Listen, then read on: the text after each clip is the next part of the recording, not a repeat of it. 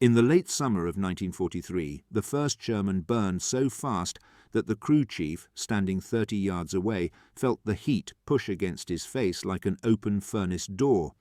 and in that moment, something inside him understood what he had been trying not to see for weeks. The tank had taken a single hit to the right sponson, a penetration no larger than a man's fist, and within seconds, the entire hull was vomiting flame through every hatch and vision port, the metal glowing red at the seams, the ammunition inside cooking off in a cascading roar that sounded like the end of the world compressed into 10 seconds of mechanical agony.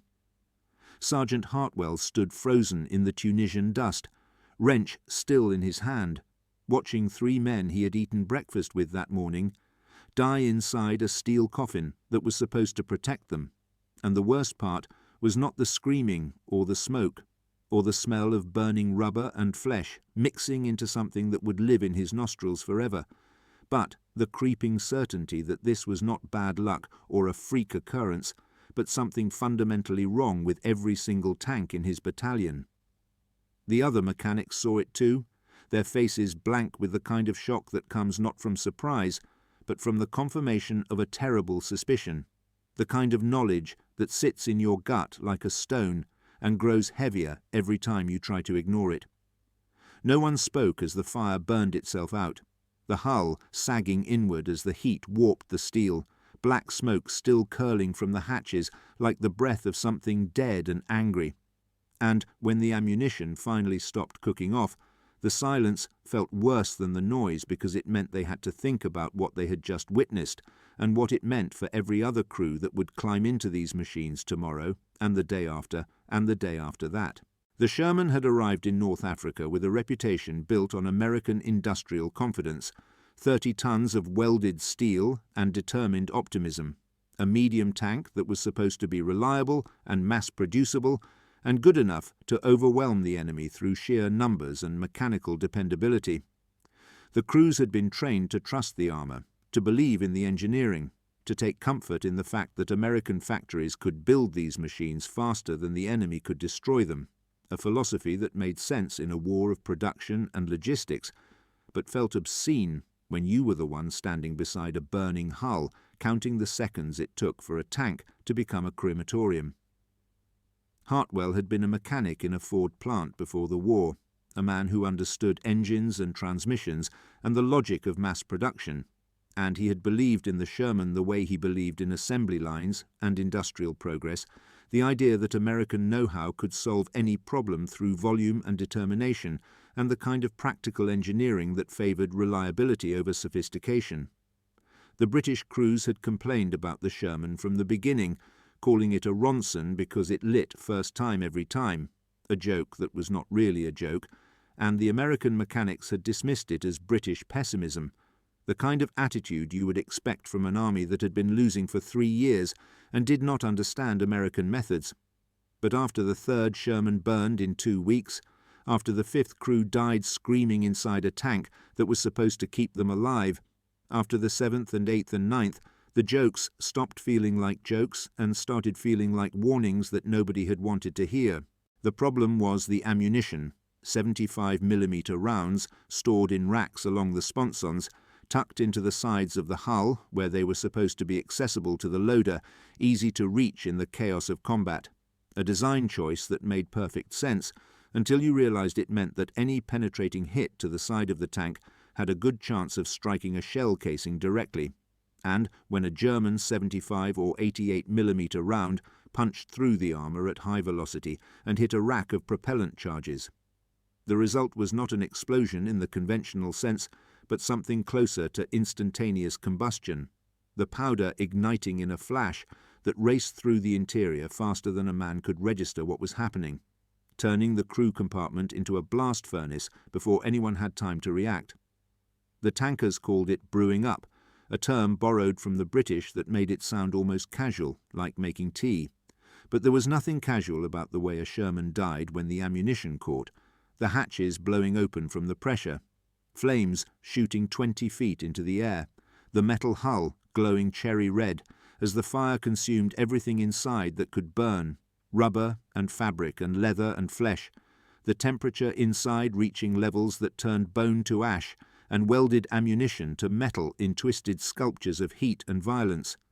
The German crews had learned to aim for the sponsons, targeting the areas where they knew the ammunition was stored, and the experienced gunners could tell the difference between a penetration that just punched through armour and one that hit the ammunition by the way the Sherman reacted. The sudden gout of flame, the hatches flying open, the secondary explosions that meant the crew was already dead or dying, a visual confirmation that required no follow-up shot because the tank was already killing itself from the inside. Hartwell started measuring the burn time after the fourth tank, not because anyone asked him to, but because he needed to know, needed to quantify the horror into something he could write down and report,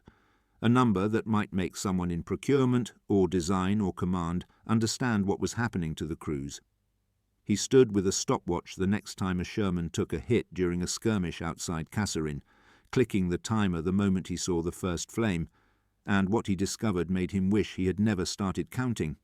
7 seconds from penetration to full involvement, the interior completely engulfed in fire, every surface burning, the temperature climbing past 1,000 degrees in less time than it took to say a prayer. The escape hatches were useless at that speed. The driver and bow gunner trapped in a compartment that was already filled with flame before their hands could reach the release mechanism. The turret crew with only slightly better odds if they were already standing in the hatches when the hit came in. And even then the blast of heat and pressure could stun a man long enough to kill him, leave him paralyzed for the 2 or 3 seconds it took for the fire to cook his lungs and sear his skin and turn his uniform into a melting second skin that fused with flesh in ways that made the corpses unidentifiable, without checking dog tags that had often melted into the chest cavity. 7 seconds, and Hartwell wrote it in his report and watched his company commander read it and saw the man's face go grey as he understood what the number meant, not just for the crews who had already died, but for every crew that was still climbing into these tanks every morning, still rolling out into combat with ammunition stored in racks along the sponsons, like kindling waiting for a spark. The mechanics started calling it the death rack, a term that spread through the maintenance battalions faster than any official communication, a piece of dark vocabulary that captured the helpless rage of men who were responsible for keeping these machines running, but could do nothing about the fundamental design flaw that was killing their friends. They tried everything they could think of with the tools and materials they had, improvising solutions that ranged from desperate to absurd, wrapping the ammunition racks in wet sandbags, coating the shell casings in grease, repositioning the rounds to minimize the chance of a direct hit, but none of it made any real difference because the problem was not where the ammunition was stored, but that it was stored in the crew compartment at all, surrounded by men, vulnerable to any penetration, a design philosophy that prioritized mechanical convenience over crew survival. Some crews started carrying fewer rounds, leaving half the racks empty, sacrificing combat effectiveness for a marginal improvement in survival odds, and the tank commanders looked the other way because they understood the math, understood that a tank with half ammunition and a living crew was more useful than a tank with full ammunition and a dead crew, even if it meant they might run out of shells in the middle of a fight.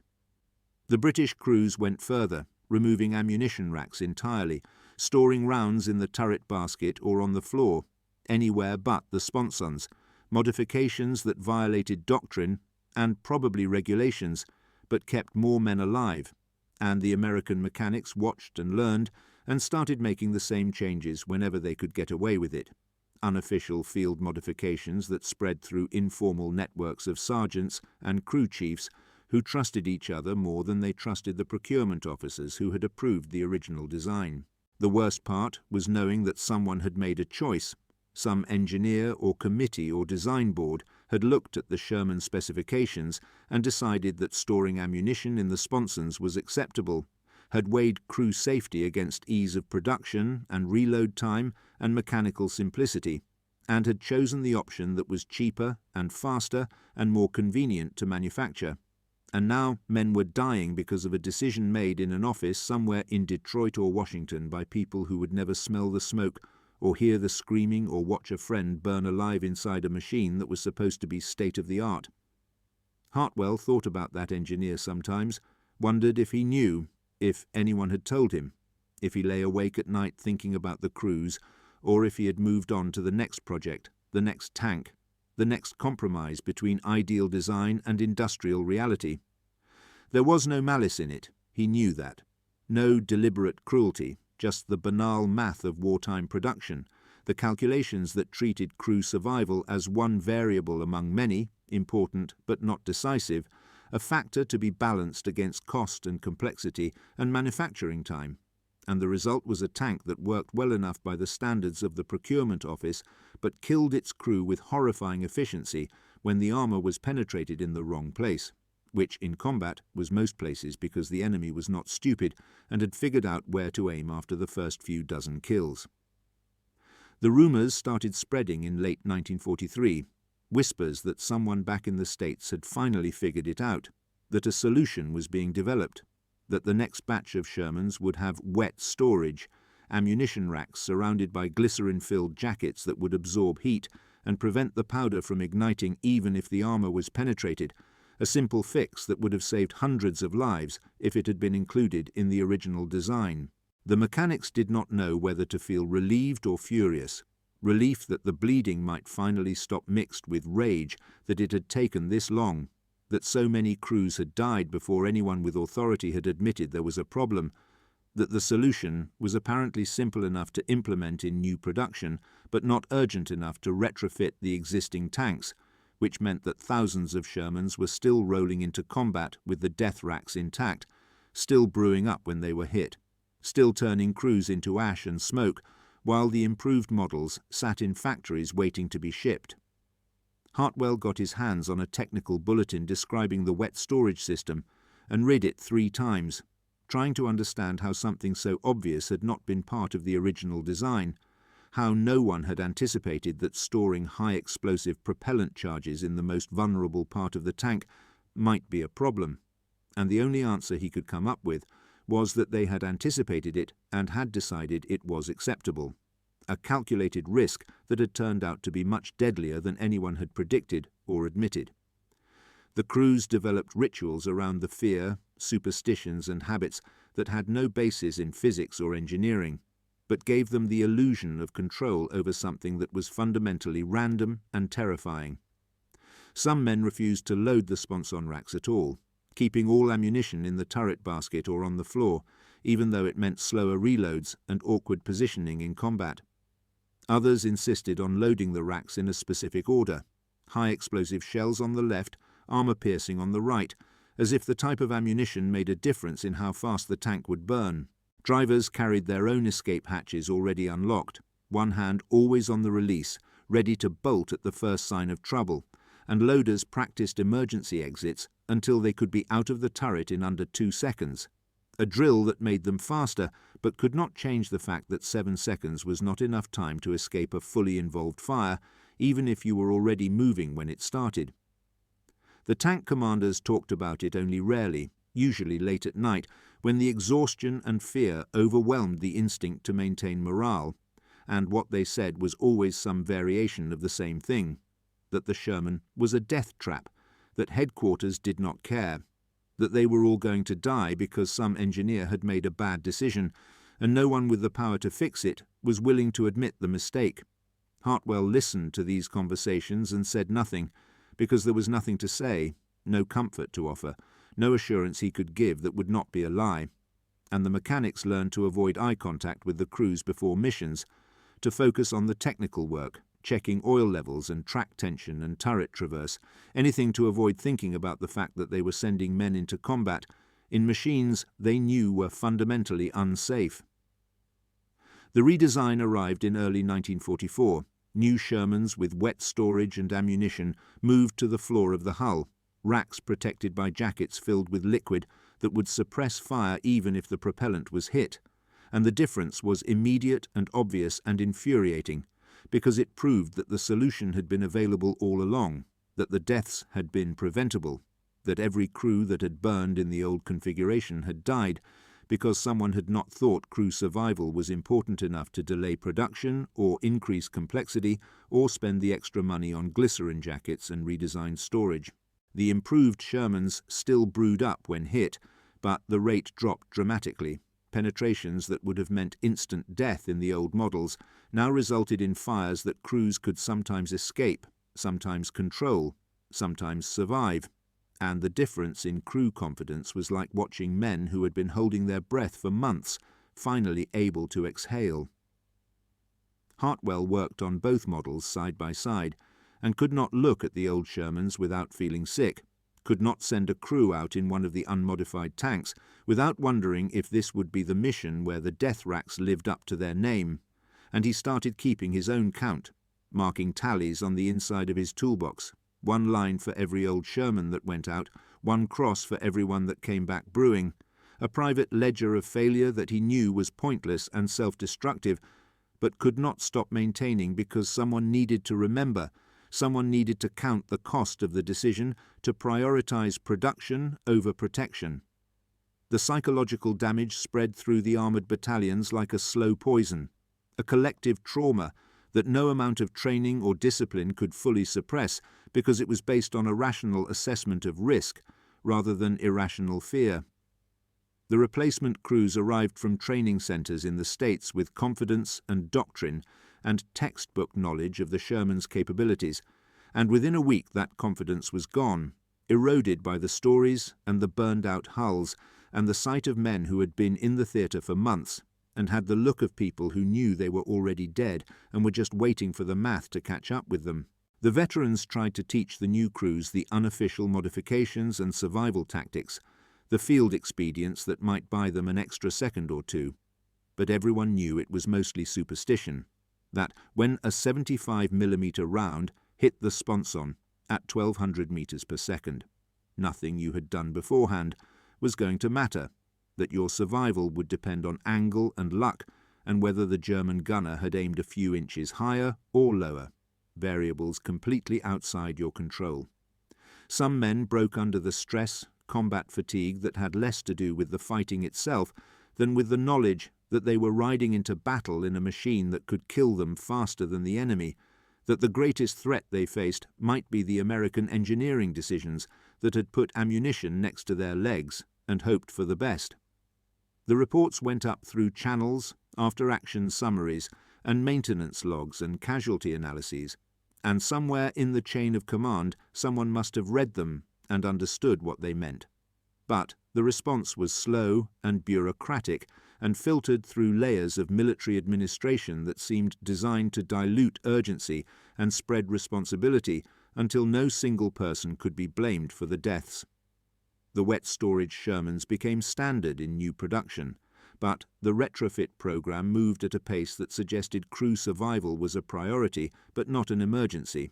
And meanwhile, the old Shermans kept rolling off the ships and into combat, kept brewing up when they were hit, kept adding to Hartwell's tally marks and the casualty lists that were filed and forgotten by everyone except the families who received telegrams expressing regret for their loss. The mechanics developed a bitter expertise in cleaning out burned tanks, removing the bodies or what was left of them, hosing out the ash and residue, replacing the components that had melted or warped, returning the hull to service with new crew and the same death racks that had killed the previous occupants, a cycle that felt less like maintenance and more like feeding men into a machine that would inevitably destroy them,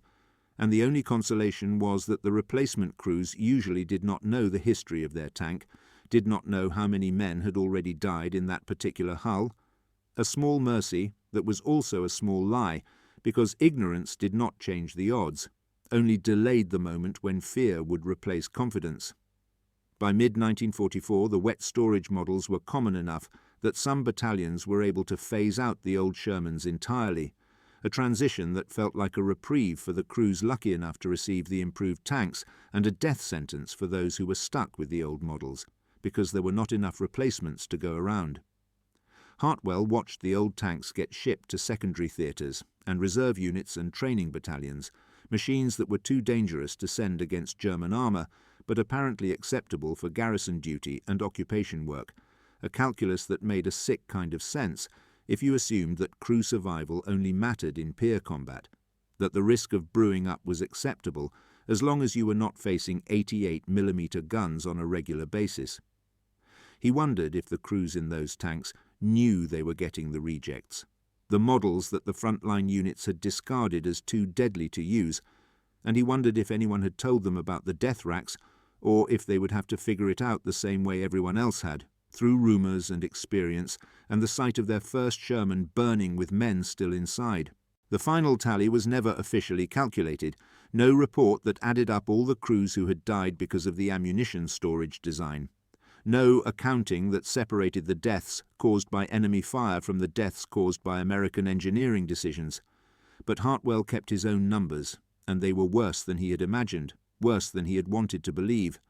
Hundreds of tanks destroyed, thousands of men killed, a casualty rate that was concentrated in the sponson penetrations, the hits that struck the ammunition racks and turned survivable damage into catastrophic fires. And the tragedy was not that it had happened, but that it had been preventable, that the solution had existed all along, and had only required someone with authority to prioritize crew survival over production convenience, a decision that should have been obvious but apparently was not, or was obvious but not important enough to disrupt the assembly lines and delay deliveries and add complexity to a system that was designed to produce tanks faster than they could be destroyed, regardless of how many crews died in the process.